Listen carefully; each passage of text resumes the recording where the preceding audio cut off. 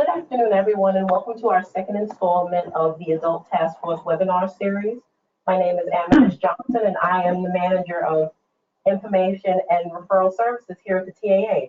For those of you that are tuning in for the first time, the Tourette Association of America is here our goal is to better the advancement of people with Tourette Syndrome and tic disorder.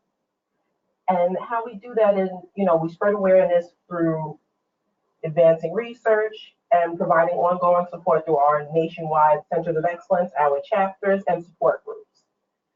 Today, we will be discussing the topic of managing stress. And here with me today is Tanya Alvarado. She is a mental health counselor, and she is joined with her husband, Yamil Alvarado, and he is a person with Tourette Syndrome. Yamil has a bachelor's degree from the University of Central Florida in hospitality management, and he is also a licensed insurance agent. Tanya has a master's degree from the UFC in mental health counseling and a bachelor's degree in psychology and sociology. Tanya is the owner and licensed mental health counselor at A New Path for Counseling. And they are here today to expand on the topic of managing stress. And I'm going to turn it over to Tanya and Yamil right now. Hello, everyone. Welcome. This is Tanya. This is Yamil Alvarado. And we're honored to present to you guys this presentation on managing stress. We hope that there are some things that will be helpful to help you understand stress and gain some takeaways. So we're going to jump right in. All right. So we're just going to start off with some definitions. So we want to define what stress is and help to differentiate it from a stressor. So stress is a response by the body and brain by any demand interferes with one's personal balance. So a demand could be a stressor. So types of stress includes acute, episodic, and chronic. It's important to identify and differentiate this because this is key to understanding how it affects our body. We all undergo acute stressors. So a work deadline, maybe we have an upcoming test, or maybe there is a game for one of our children that we have to make there by a certain time. Those are just acute. They're brief, they're short in nature, but they don't last long. Moving on to the next one, it is called episodic stress. So this is more frequent acute stress crises. So really what that looks like is those acute moments that are happening over and over and over. So I would honestly call this season, going from Thanksgiving into the holidays, probably an episodic season of stress because we are all rushing from one holiday to the next. There's a lot of demands. There's maybe preoccupation with gifts and where we have to be and traveling plans, childcare needs, all of those things. So I would consider probably the end of the year for most people to be a high stress episodic episode. The last step there is chronic stress. This is the one we want to be aware of because this can have some really detrimental effects long term. So what separates this from the other types of stress is that this is long term. So it's stress that wears people away day to day, year after year, and sometimes there's awareness, but sometimes there's unawareness about it. But an example would be maybe some childhood trauma that has not been resolved. That's just kind of lingering. It's kind of like baggage that's been, brought from thing to thing, season to season, and has not been addressed. There are some serious long-term effects on mental health and physical health if chronic stress is not addressed. So we want to just identify that there's different types and stress is going to happen, but when it's more of that chronic stress, that's when things begin to be dangerous. At the bottom, I also noted that there's helpful versus unhelpful stress. My husband laughed at me a little bit when I brought that up. And some stress is helpful. When there's a deadline or there's an upcoming test, stress is actually helpful because it helps us to prepare.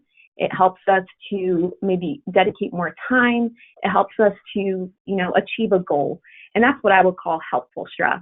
The unhelpful stress would be more of that chronic stress that's ongoing, that does not get addressed, and it really has some physical and mental health effects. So now we're going to talk a little bit about stress and the brain. So fight or flight is what happens when we perceive a danger, and that built-in system is meant to protect us and keep us safe. The reason why we put the word perceived danger is because it's in the eye of the beholder. Maybe what I perceive to be a danger may not be a danger to someone else. So it's important to know that these perceived dangers vary person to person, and it's important to take into account our individual natures and what we perceive to be stressors. So this fight or flight is meant to keep us safe. When a perceived danger is sensed, the hypothalamus in the brain signals the brain to release cortisol and adrenaline. And this is, again, to help us to fight or to flee, that fight or flight sensation, again, to keep us safe. So when that fight or flight system gets activated, the heart rate increases, blood flow increases, your pupils dilate, your blood sugar increases, reaction time improves. And again, these systems start becoming activated and increased to help us to stay safe. So as a result, when those systems are activated, other systems in the body are suppressed. So other systems such as the digestive, reproductive, and immune systems and responses that are not needed, they're not necessary when there's a perceived danger, those systems are suppressed because they're not needed. We're putting that energy towards some of the other systems that are needed to help us to survive whatever that perceived threat is. Now, again, going back to the chronic use of this fight or flight system results in an elevated response system. So if there's prolonged exposure to stress, again, it leads to some physical health and mental health issues. And an analogy that I would like to use is if you are driving a vehicle and you're at a higher speed, it's going to be more difficult to brake and it's going to take longer. So with that, when there's chronic stress, your body is used to running at an elevated level. It's going to have a difficult time slowing down or stopping because of the habitual responses we have kind of conditioned in our body. So we're going to give you some hands-on tools that you can use to help your nervous system to regulate and function at a lower level. All right, so now we're going to talk about signs and symptoms of stress. And I like to call these warning signs. They're like lights on the dashboard of your vehicle. If you don't pay attention to them, there can be some detrimental effects to your vehicle, just like it is to your health. So we're just going to briefly go over the cognitive, physical, emotional, and behavioral signs and symptoms. So they're all listed there, but most importantly, I think a lot of times these signs and symptoms can be missed because we're so busy. So we're going to give you, again, another tool at the end. It's going to be a stress test, kind of an indicator checklist to help you to identify if there are key stressors in your life. And then also it will help you to slow down and notice some of these things that are probably happening that maybe we're unaware of. So under the cognitive bullet point, I just want to point out that when there is stress, it affects our ability to make choices. Our judgment is affected. Our brain is just having difficulty with being present. So that's where racing thoughts comes in, maybe seeing the glass half empty, constantly worrying, and just that objective lens is lost when fear is in the picture. Some physical responses, headaches, backaches, muscle tension, diarrhea, constipation, nausea, insomnia, chest pain, and just overall just changes physically. A lot of people tend to notice these more than the others. What I've noticed as a licensed mental health counselor is that I often get referrals from doctors because most people will go to their doctor first, then to a counselor thinking that there's something wrong with their heart, if their heart is racing a lot, or they're experiencing back pain. And usually what happens is the doctor will check them out and notice there's nothing physically wrong that's indicated here, and they usually refer them to a licensed mental health counselor to address just the emotional, the psychosomatic symptoms. So what that means is the stress is affecting your ability to function, but it's manifesting physically. So just something to pay attention to because I've noticed that most people will notice that first before the others. Moving on to the emotional signs and symptoms. This is when you're just on edge. There's agitation, restlessness, reactivity, irritability, impatience, edginess, being overwhelmed, loneliness, isolation, depression, and even apathy, just this in between, could really care less. And then finally, behavioral changes are a result of all of these other signs and symptoms, but there's changes in the way you eat. You eat more, you eat less, isolating, maybe taking longer to do a project, procrastination, neglecting some responsibilities, maybe using more drugs or alcohol as a coping mechanism to relax, maybe teeth grinding, nail biting, picking fights, or overreacting. Now, again, these are really key to helping us to identify these signs and symptoms, because if we're going to have a better ability to manage this, it's better to be on the preventative than on the reactive side of things. All right, now we're going to move on to identifying what a stressor is and what certain types are. So a stressor is any event, force, or condition that results in physical or emotional stress or pressure. So some examples listed are money, work, economy, family responsibilities, health concerns, housing, health issues, personal or related to a family member, and then personal safety. In my experience as a therapist, I will say that money, physical intimacy, and childbearing tends to be the three biggest stressors, and that tends to bring people into therapy, and it can be a big challenge on a marriage, a family, if those things are present and they're not addressed.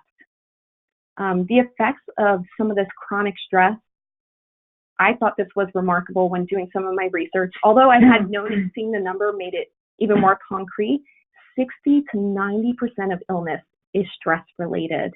That's incredible. It's incredible that that's the number so large, but also lets us know that we can do something about it. When there is chronic stress, obviously some medical conditions are exacerbated. Things get worse. There's a decline in mental health. There's increased anxiety. There's increased moments of feeling sad or being depressed. Disordered eating patterns. Maybe we're eating more. Maybe we're eating less. Maybe there's more alcohol use or substance abuse or some sort of addictive behavior, online shopping. So it's important, again, to notice that that chronic stress really is decaying mental and physical health.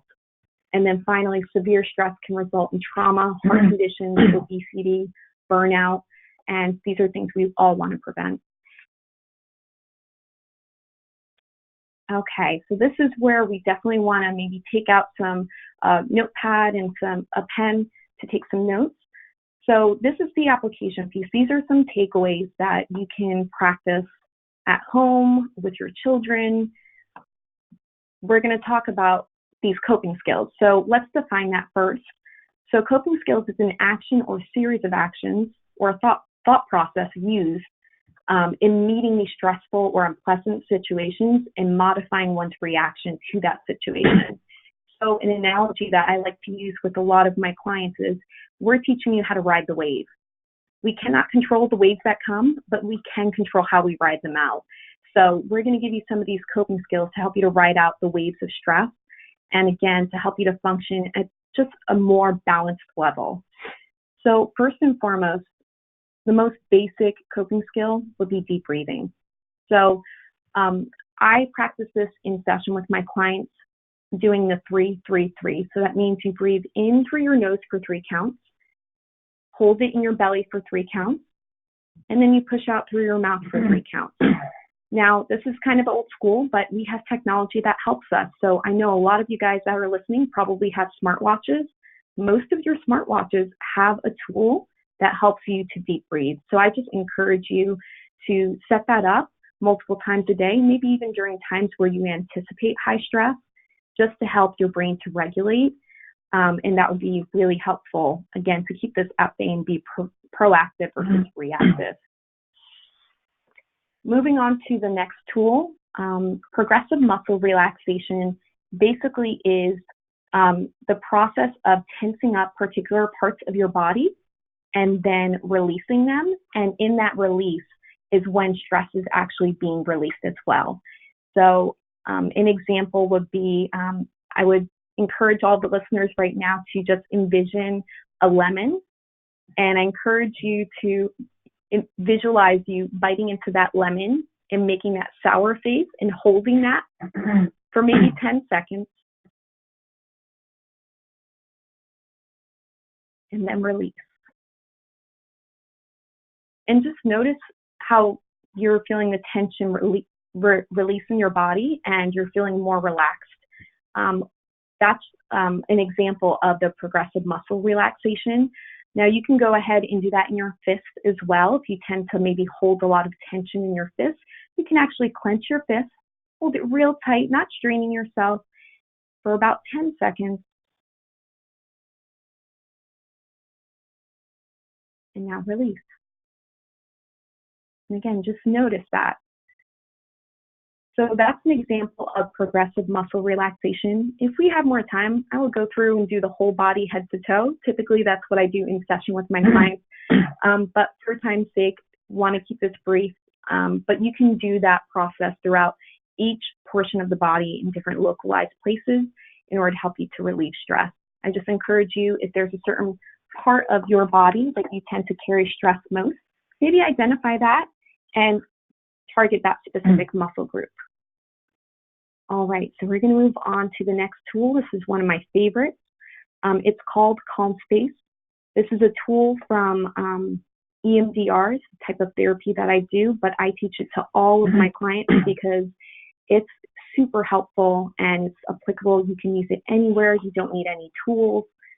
So Calm Space basically is a visualization technique where you visualize yourself in a calm space.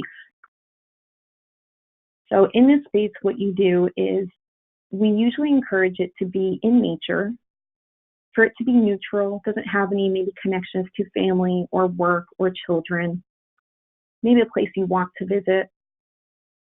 And we just encourage you to create that space in your mind. And when you do that, activating your 5 senses. So I'll give you an example. My calm space is going to the mountains in North Carolina. And there is a large porch with a rocking chair. And it's a cool, brisk morning. And I have a hot cup of coffee in my hand. I notice the sound. I hear the crickets. I feel the wind. I feel the heat from my coffee. And I just take in and notice the scenery. I usually like to hang out there for about 5 minutes, but again, as needed. And then once I want to wrap up, I take with me that feeling of peace, of relaxation. I take that with me, and then I close out my calm space. So that's one of my favorite activities. I use that with all of my clients because we can all use a calm space in the middle of our chaos. All right, so we're going to move on to Container. So Container, again, is another EMDR tool that I use with my clients. And I love this because sometimes we have a hard time separating. In a generation where we are multitasking, everything is always open, everything is accessible, we are overstimulated and overwhelmed by just information all the time. So the Container really is an emotional management tool. So what the Container is you're building, again, another visualization. You're building a container that holds icky stuff or things that are pressing that you just can't deal with right now. So for example, maybe you're at work and you have a sick child at home and you're worried about getting that child to the doctor, but you can't take that child to the doctor until you get out of your work day. So that would be one thing that, again, you maybe put in the Container. It's important, but for the time being, there's not much you can do about it in the moment.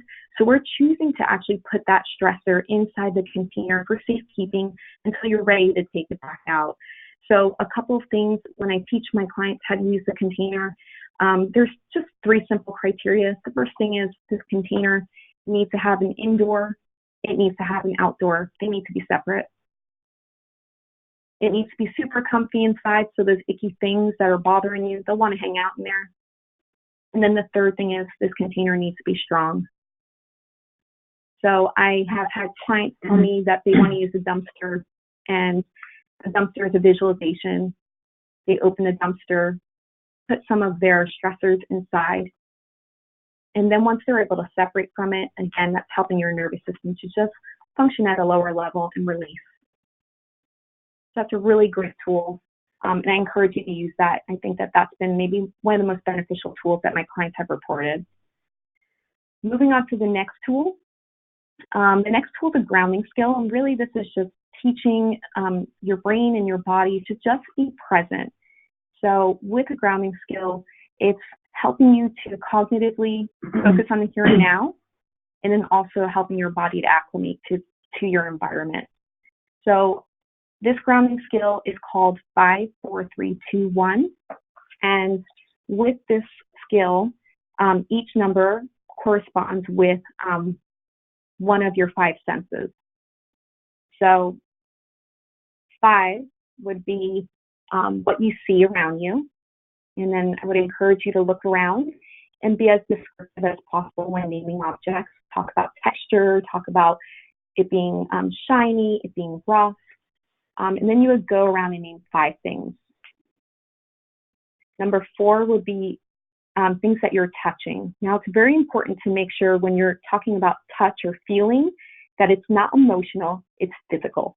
So I'm touching my shirt, which is soft, and it has a zipper and that's a little bit rough. So it's important to make sure that you are paying attention to your physical environment and not paying attention to those feelings. We're trying to disconnect from those for the moment. For number 3, pay attention to the 3 things that you hear. So I would encourage you, even if it's quiet, to just listen. It really just gets you present in your environment, helps you to disconnect from all of the mental chatter and focusing on what you hear. And maybe you hear the humming of the AC. Maybe you hear a door closing in the distance. Maybe you hear tapping of your foot. So just, again, paying attention to your environment. Okay, the second thing is taste. This may be a little bit tricky, but want you to pay attention to maybe what you are tasting, if there's something in your mouth or something you tasted earlier, and to be descriptive as possible. So an example for me would be I just had a granola bar, and it was smooth, and it was sweet, but it was also tart as well. And then as you're noticing that, again, just activating your 5 senses and helping you to be more present. And then number 1 is smell. So I want you to name 1 thing that you smell. And again, maybe tricky, but again, helps you to focus on the here and the now. So maybe it's smelling something that you put on earlier. Maybe it was a hand cream. Maybe it was deodorant that you put on. Just trying to hone in on that sense and be present. So once you go through the 5, 4, 3, 2, 1, most of the time, by the time you're done, again, you have de-escalated, your nervous system has calmed down. Again, you're just pumping the brakes on the stress that's all around you. So this is a great skill. You can do it wherever you're at. Just make sure, obviously, if you're driving, to be careful with that. But this is a great tool that most of my clients really enjoy. And then the final tool that I have is called a distraction skill. So I love to practice this with a lot of clients that are very cognitive, which means that maybe they stay in their head a lot. So this is really helpful for you to have something cognitive, but something that's not stressful. So for some of my clients, we give them maybe a math tool. So we go ahead and ask them to count backward from 100 all the way back to 0. So 100, 97, 94, 91. And then just continuing to do that process nice and slow all the way until you get down to 0. That's a great tool to just, again, help distract your mind and help you to still be focused on something, but maybe not be focused on some of the stressors that are present. Another distraction skill that I use with one of my teens who love this, it's using the ABCs. So I had a teenager who loved cars and who's very cognitive and he loved thinking about things. So I just gave him something healthy to think about. So we went through the ABCs and he had to name different car brands from A to Z. That was quite a feat, but I was quite impressed that he was able to do it. And beyond that, he was much more relaxed toward the end. So again, these tools are great. I encourage you to just take some notes and start integrating them into your day-to-day life, and just noticing that being preventative and proactive will help you to live a little bit better when these stressors come your way.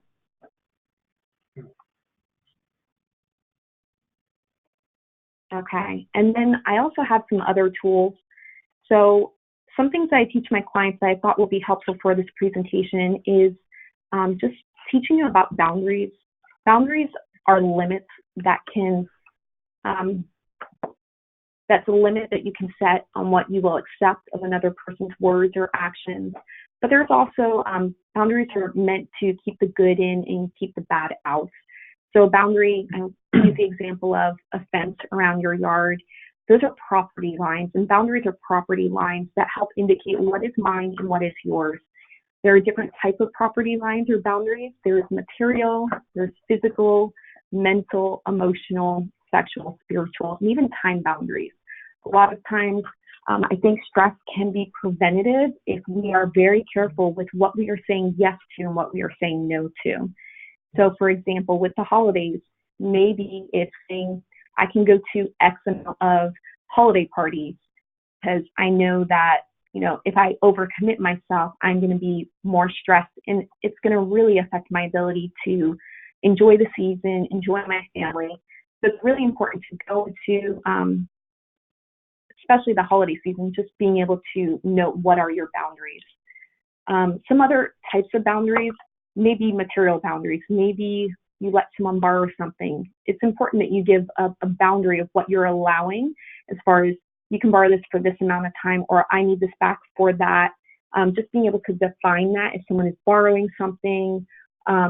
Physical boundaries, maybe, you know, making sure you're in the bubble, giving someone some space. And again, it's just all about respecting self and also respecting others. So boundaries can be really proactive, I think, in this season, just to help keep a lot of stressors at bay. And again, it's meant to keep the good in and the bad out. And sometimes we learn through trial and error, but it's a learning opportunity, and then you learn next time what to implement and maybe what to remove. Another tool I think is just important in life in general is just prioritizing what's important. So if, for example, going into the holiday season, there's a lot of stressors, prioritizing, putting things on the calendar that are important to you and your family. I think that's important, whether that be working out, whether that be spending time with family, maybe it's going to church on Sunday, just finding something that is a priority to you that you want to go ahead and make sure that that is set in stone and it's not moving. Another thing that's really helpful is building a healthy support system. That's the most important thing, I think, whether you are a person with Tourette or a family member of someone with Tourette, we need a support system to get through this journey. So with that, making sure you have healthy people who know about the condition or are supportive of it, and understanding, so that if you need help, you can ask for it. And then having a healthy support system that you can just talk about your feelings, maybe vent to, and just have someone there to be kind of a sounding board to let you know you're not alone, to encourage you. It's really important to get through some of these stressful seasons. And then some other outlets for stress. These are things you've already heard before, you know, exercise, healthy diet, making sure you're getting enough sleep. That's a big one. And then self-care, having a rhythm of rest. I think it's important to make sure when you're reflecting on this presentation that you are asking yourself, how am I taking care of myself? Whether you're a person with Tourette or you're a caregiver or family member, it's really important that self-care is a part of kind of your day-to-day life, because if not, that's when we start getting into more of that chronic stress.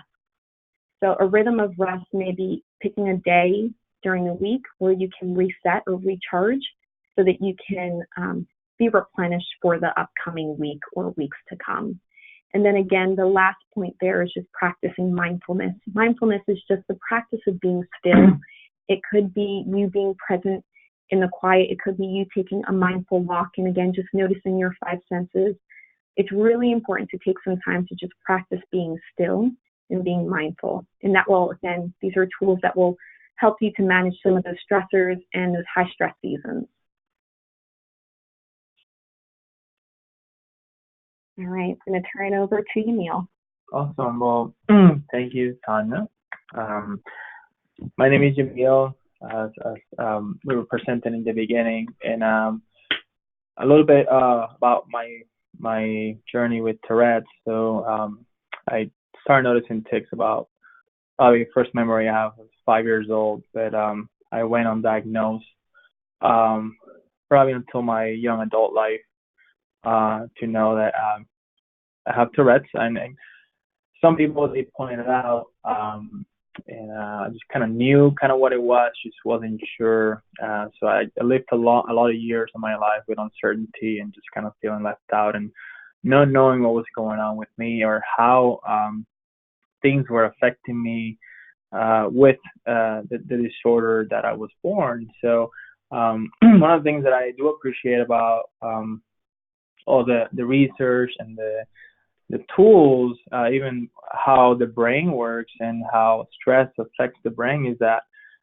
it has helped me to identify a lot of things, a lot of tools for my personal life to really, develop a coping skills and things that work for me. And one of the things, some things may work for some of you, and some things may not. We're all wired differently, and I think it comes down to, hey, we have a condition, we're not defined by it, and so also it's like, hey, we can't stop the tics and at a full stop, but we can find ways to help us to cope, but also to live life to the fullest, and live a normal life. That's gonna be my personal journey. And so most of my tics you can hear me throughout the call, just clearing my throat, so a little vocal, and motor tics have come and gone, but I do have motor tics, head tics, and at some point during my younger years, there were some tics that were severe, to the point that I would just hurt myself physically, as well. So I've gone through the different seasons of life, high stress seasons, low stress seasons, and so going back to the presentation, these are going to be some personal applications, again based on my own journey and things that I have kind of I guess developed, but just kind of put in my tool belt, just things that I get as I walk through life, and even listening to a lot of the material that comes out from the Tourette Association research, and regarding how Tourette affects and works. And so I want to start with managing stress as an adult in different environments, and I know there's also parents here with children, but I also want to talk about the adult side. That's there's many of us who have Tourette's and have to work in a professional environment and do webinars like this and do phone calls and be in a conference room and be in social events, and then kind of feel like, hey, I'm gonna go into that presentation, I'm gonna do a phone call, and I kind of somehow my train of thought just goes always, so I have to suppress my tics, but that doesn't work all the time. And so with work, one of the things that has helped me a lot, it was especially for me, that safe place in my work environment. I work in an office environment, but sometimes if I get emails or requests that are highly stressful from clients that are very demanding, I have to find that safe place where I can allow those thoughts and that the stress level to go there, in order for me to function and continue to work throughout the day, and not allow the stress level to rise up where it's definitely going to trigger more tics throughout the day. And I've noticed that, I mean, actually in this season is probably the most stressful season for my line of work. And I do notice that a lot of, as I approach deadlines, things that need to be turned in, demands of clients, I do notice my ticks usually go up. And so applying some of those tools that Tanya was describing before, those help me to get through the day to day without allowing stress to overcome and to really take over my day, my work day, and my working environment. So one of the things that I think Tanya also have talked about this is having a tick break. Maybe you need to have a tick break. Maybe you had a phone call, and for me, like maybe I was suppressing some ticks in that phone call, so everybody could hear me well because I have vocal tics. So maybe I go outside, or maybe I just close my door. Some people don't have doors, so just go to a place where you can have maybe a tick break. Maybe that's the bathroom. Just that has worked for me personally. Just allowing yourself to, hey, to tick, and that's okay. So feeling comfortable with that and feeling safe with that. Another thing that I've found, especially in workplaces and places that I've gone to work, even today, is telling my employer of the condition that I have, telling some of my coworkers.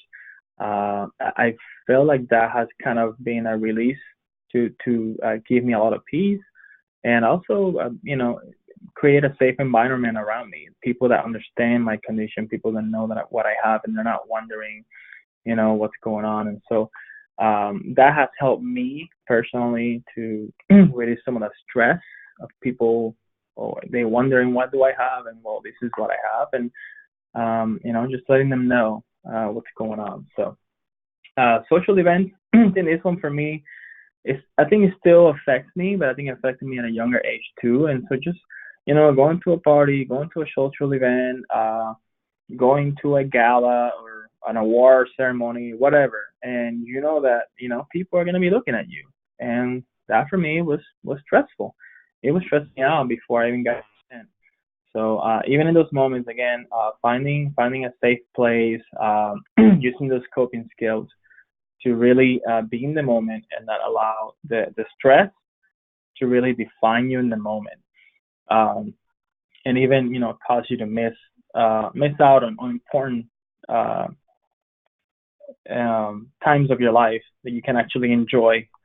Can I add something? Yeah, there? Go ahead.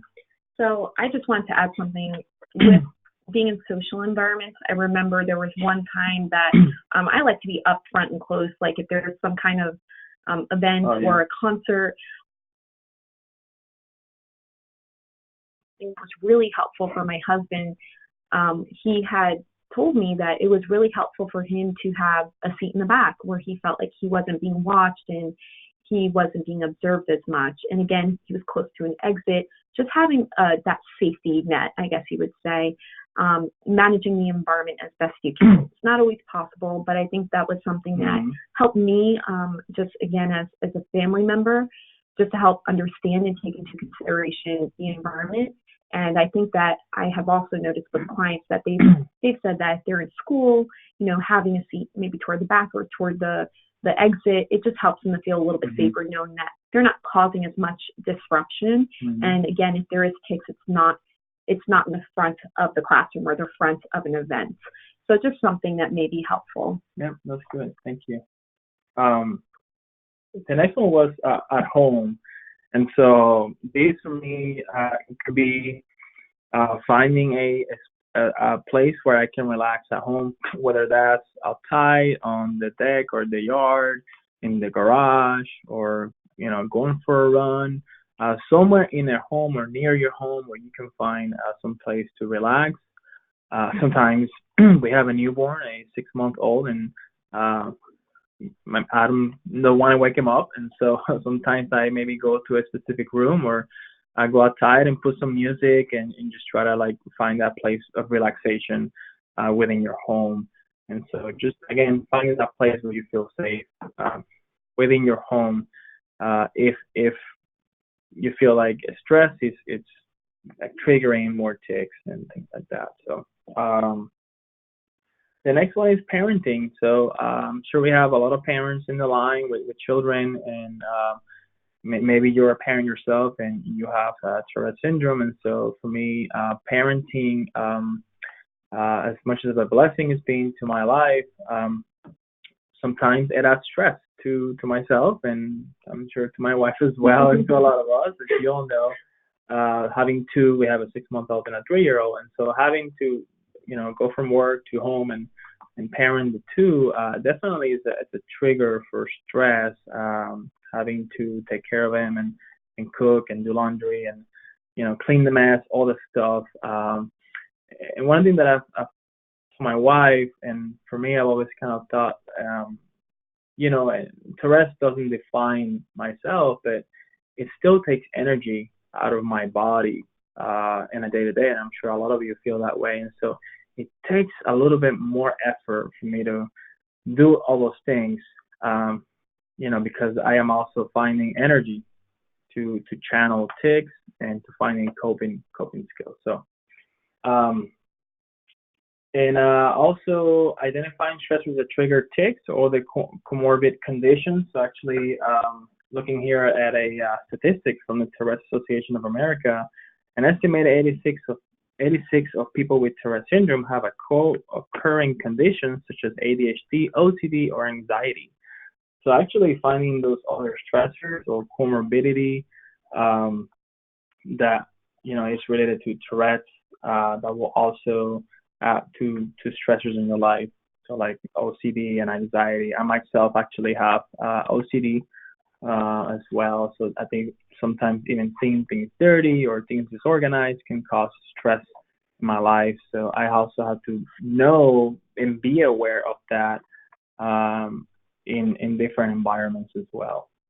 So the stress inventory, I think Tanya put this here as a tool for us to go through that. I think that is a stress inventory, kind of highlighting your own life and just, again, making an inventory of maybe things in your life that are stressing you out. And I'm not sure if there's anything else you want to add to that tool. Yeah, I think it's just a concrete tool that helps people to just identify stressors. Sometimes we go through life and we don't realize that certain seasons are more stressful than others, right? And like I talked about earlier, it's about navigating the wave, riding it out. Sometimes there's going to be high tide, sometimes there's going to be low tide.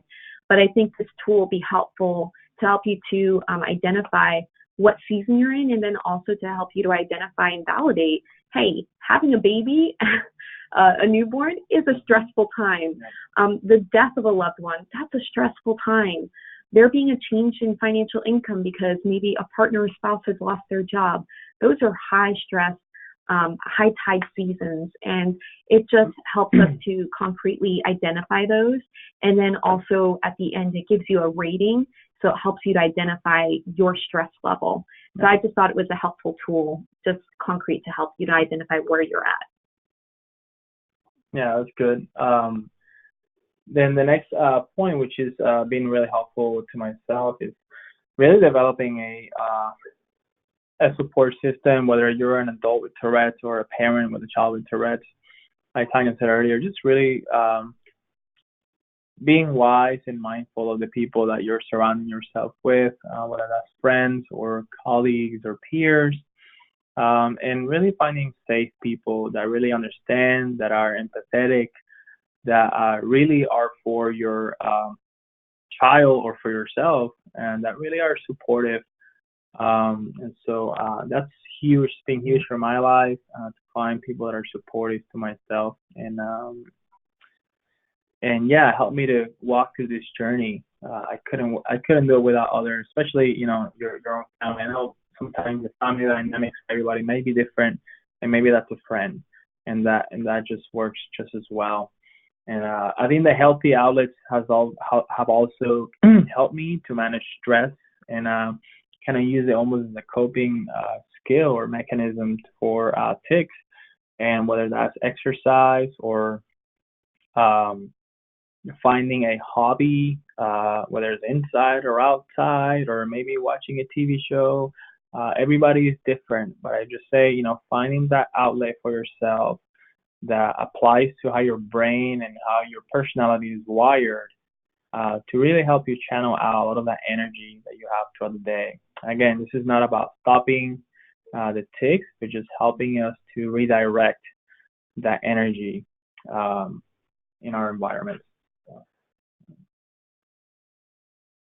I think this slide we kind of cover. I kind of covered this on the past one, but again, we talked about stress levels due to demands of parenting. So like having a newborn, it is stressful. The lack of sleep and all those things really add up really quickly.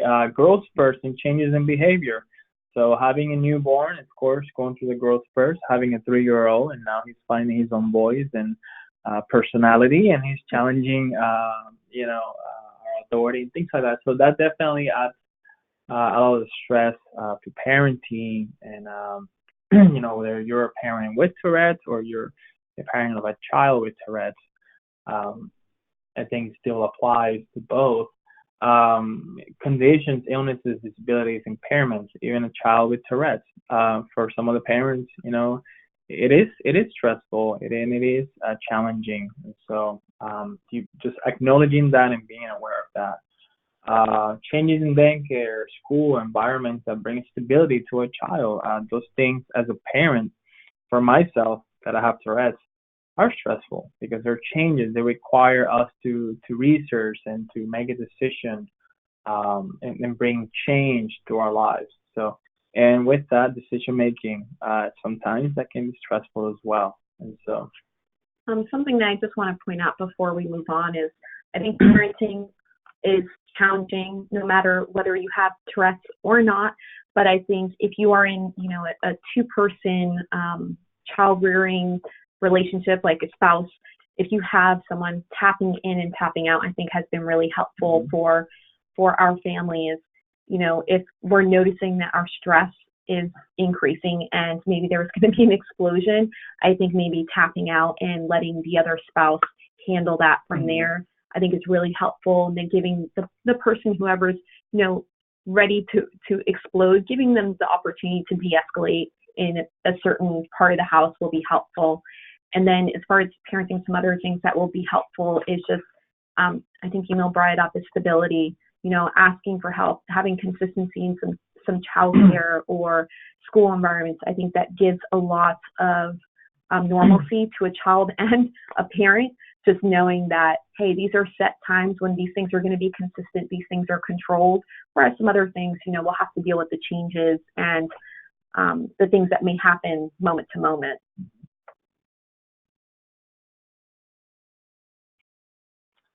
All right, and I think the next slide here, just some hands-on applications. So really, and this is really applies to life in general, but I'm just gonna kind of point out the work life. So simplify and organizing your life. So I am definitely not the organized person in our home. That's more my wife, but I've learned that skill from her and from others as I've grown in my career, and just really simplify and organize, making things more efficient, whatever works for you, whether that's preparing something the night before for your morning day, preparing something for work, cleaning something, whatever's going to make your life easier the next day or for the week. Preparing ahead of time has helped me a lot to release a lot of the stress level. Do one thing at a time. There's that famous saying, right? How do you eat an elephant? One piece at a time. So sometimes big projects, you can look at a big project and just be so overwhelmed and just almost feel defeated, and the stress level just goes right off the roof. And sometimes you need to de-escalate and okay, well, how do we start here? What's step number one? And so developing the steps to accomplish a task, one step at a time. Finding pleasure in little things. Really, honestly, just just as it said, just finding pleasure on small things, small achievements. Maybe you got a compliment. Maybe somebody complimented your shirt or your hair, or I don't know, your shoes or your pants. Just taking that really into heart and really finding pleasure in those things. And learning to have a more positive attitude, changing your perspective, even from the negative things, even from an email that might have been, somehow detrimental to you. Trying to find the better outlook on things in life has really helped me personally to reduce my stress level and how that impacts my life personally. Laugh and be happy. Laughter does help, even in stressful situations. I have to laugh because if I don't laugh, then I'll probably be crying. So laughing, it's really helpful even when it's a stressful situation or a rough time, and finding the laughter and just trying to find some a happy moment. It has helped me a lot. Developing supportive social relationship, I think we kind of talked about that. I think that falls into your support system, maybe finding time to do things with other people, whether that's your man or woman, whatever that looks like. Maybe other parents with kids, just relating it and doing some social relationships, making it fun, time for fun, reducing exposure to stressors. But limiting social media, turning off work email. That's for me, that's a big one. Turning on my work email when I get home, or if I'm, with my kids, and just really shutting that off, and really creating that boundary, right, that we talked about earlier, to really not bring up the stress level again, because work is going to be there no matter what. And computer as well. So any mobile or computer device that would definitely bring stress and kind of break that personal boundary that you have created. And so I think that's pretty much the content of the presentation. The last slide just has a lot of the resources that we have used here, so very helpful if you ever want to check those out, as well as the contact information for Tanya and her practice. So I think that's kind of what we had all for you all, and I'm not sure if we hope that this was helpful, and I believe now we're going to turn it over to the Q&A part of the presentation. Thank you, Tanya and Yamil. That was very informative. So let's see. Some of the questions have come through, but they're a little more advanced than we can do in the little 5 or 10 minute period. So we will be emailing you. Please feel free to email me if you have any questions that may come up following this webinar series. My email is support@tourette.org. That's support@tourette, TOURETTE.org. And thank you very much for tuning in. Have a good afternoon.